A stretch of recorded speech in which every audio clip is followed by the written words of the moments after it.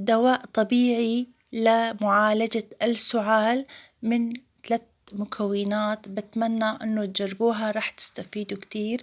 الخلطة أجنبية كسرت الدنيا لمعالجة السعال عند الرجال والنساء والأطفال دون 6 سنوات.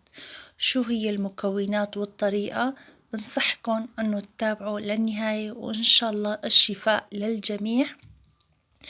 نحن بنحتاج لبصلة كبيرة الحجم، رح نفضيها. رح ناخد زنجبيل أخضر نقطعها، بدنا حوالي معلقتين كبار. بدنا حبتين من الثوم كمان بدنا نفرمها، نحطها داخل حبة البصل يلي حفرناها.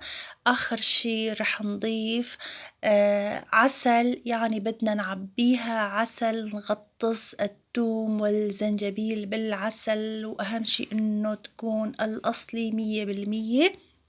بدنا نخليها ليلة كاملة في مكان بارد. كيف بدنا نتناولها معلقة كل ليلة، وفورا بعد منها نشرب شي ساخن، زهرات أو أي شي من الأعشاب الطبية، ونستمر عليها لمدة أسبوع، ورح تشوفوا الفرق من أول ليلة. أهم شي الشراب الساخن، وأهم شي إنه تدفوا حالكن كتير منيح، وإذا خلصت نرجع نحضرها من جديد. أهم شي إنه تستمروا عليها، وإن شاء الله شوي شوي رح تتحسنوا، وإن شاء الله الصحة والسلامة للجميع.